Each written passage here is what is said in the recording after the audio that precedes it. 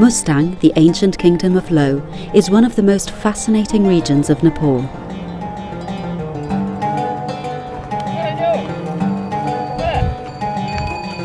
For centuries, its traders, with their caravans of horses, donkeys and mules, have carried salt and furs from the high plateau of Tibet towards the plains of Nepal and India, and rice and spices in the opposite direction.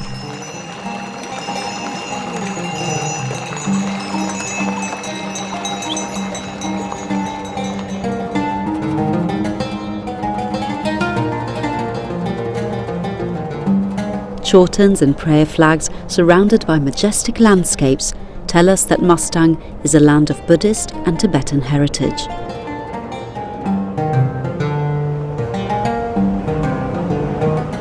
Mustang is an impressive high-altitude desert crisscrossed by canyons and erosions.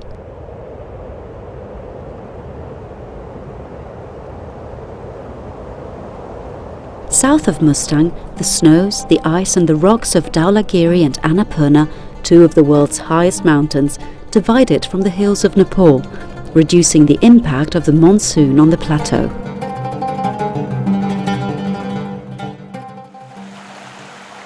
Water here has always been precious.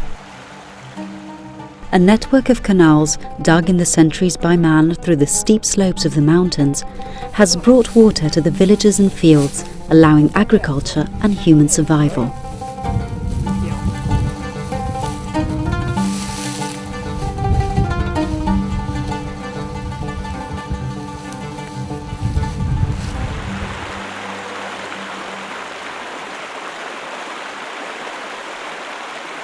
The Kali Gandaki, the river that brings Mustang's water south towards the Ganges, rises as a mountain stream and then crosses a rocky gorge similar to the Grand Canyon.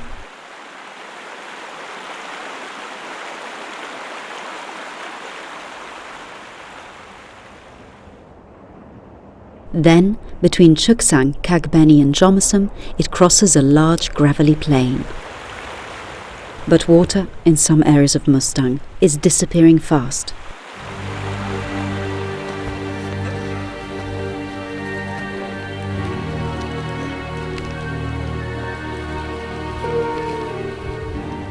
In the last 10 years, the people of Dhye, a village of 25 families at an altitude of 4,000 meters, have lost to drought 50% of their fields of barley and buckwheat.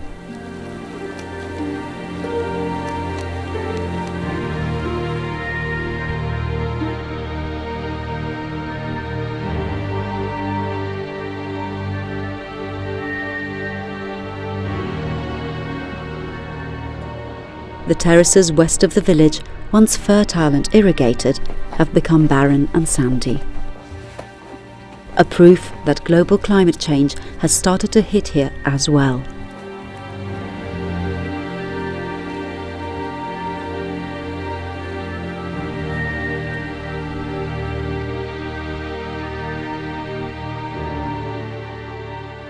These are my fields.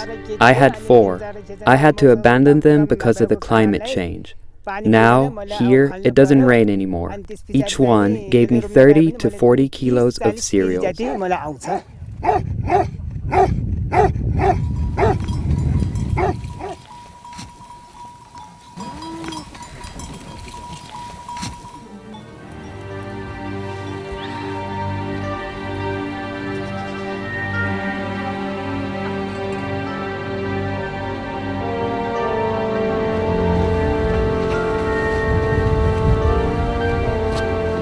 A short walk on the path that climbs from Dhye towards the mountains brings to some ponds used as reservoirs for irrigating the fields.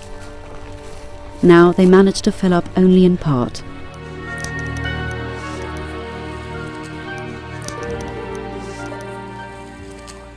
This is one of the ponds the Dhye village used to collect the water because the water source is very small.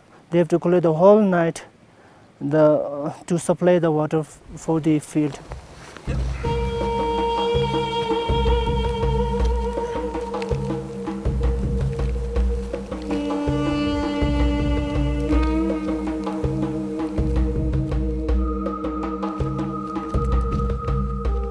A 1-hour walk uphill from the village brings us to the former springs of Navrema, now completely dry. So right now we are here, the place called Navrema. Before they used to have stream water, but due to the climate change or very little rainfall, the source water is dried up here. So before there's a good grazing land, so they will also keep the more domestic animals like goat and sheep and yaks. But due to the very little rainfall, so they have to keep the less animals because there is a very less grazing land.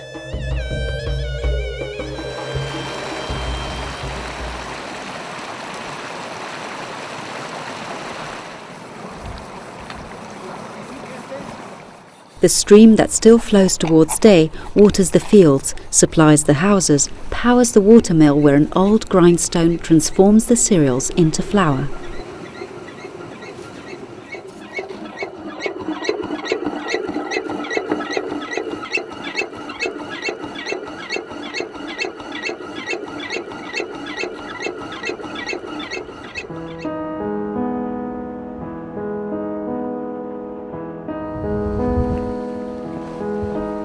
Many fountains, even recently built, are now dry.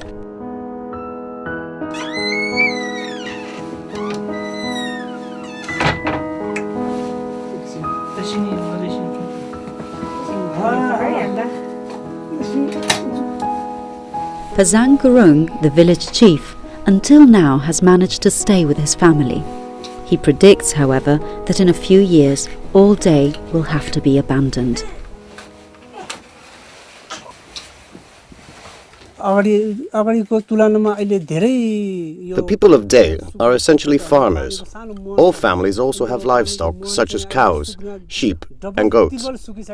Now our springs are drying up, one after the other. It has been going on like this for years. Many fields around the village have already been abandoned. Living in Dhye is not possible anymore. In the future, we will all have to leave the village and will have to look for a better place to live.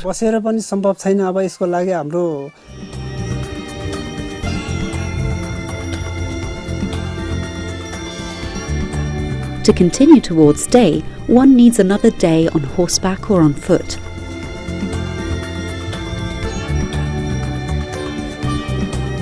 A steep, gravelly gully, commanded by spectacular erosions, allows one to descend to the Kali Gandaki.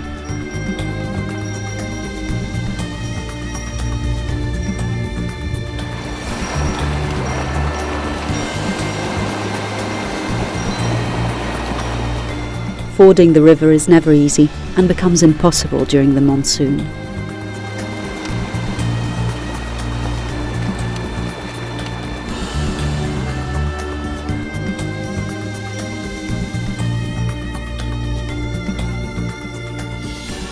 The last part of the trip unfolds in a wild and remote valley marked by erosions and landslides.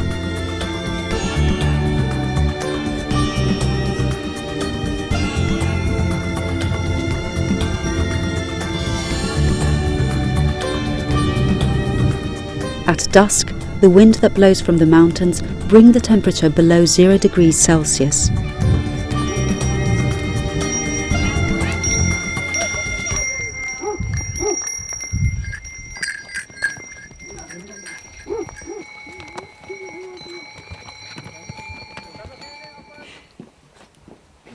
Some families from Dhye continue to live normally in the village.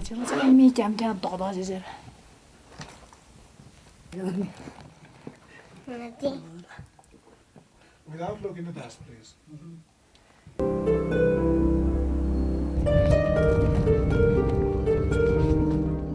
In the school, Krishna Karki, a teacher who has worked here for many years, continues to teach Nepali, maths and history, but his class has shrunk from 10 or 12 to 3 or 4 pupils.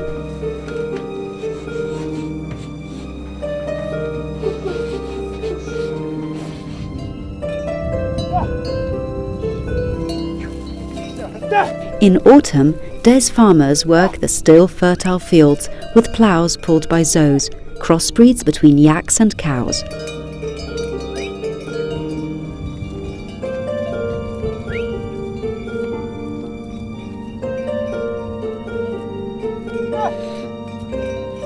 Animals' dung, after being used as fuel in the houses, becomes a precious fertilizer.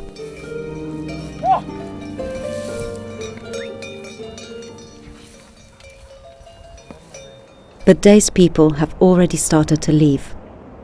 Closed doors and ruined walls tell us that the families of Nima Tsarang, Thangchung, Dhye and Tashipunsok have already left. Mustang risks becoming a land of environmental refugees. This is my house where I was born and I grew up, and my family used to live here. And due to the little land and water problem, so we moved to the Tsarang village for the better facility like transportation and health services. Now I work in the Loba in the summertime, and we have to move to the Kathmandu in the winter section.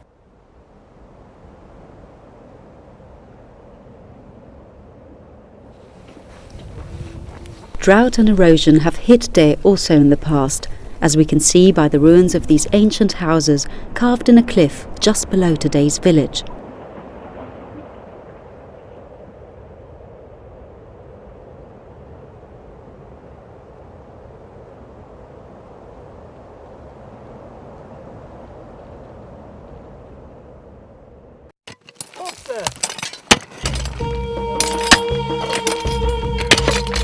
In the last few months, the people of Dhye have decided to take their destiny in their own hands, rebuilding their village in Thangchung, 4 hours walk below, near the Kali Gandaki.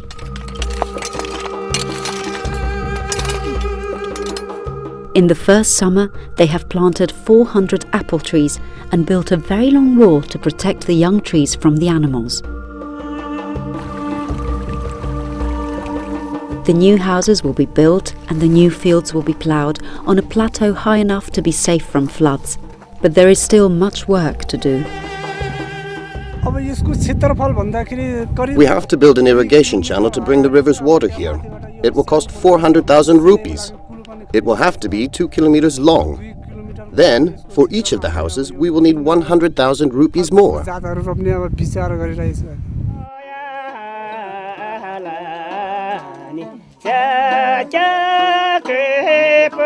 In the breaks from their work, the men from Dhye are cheerful.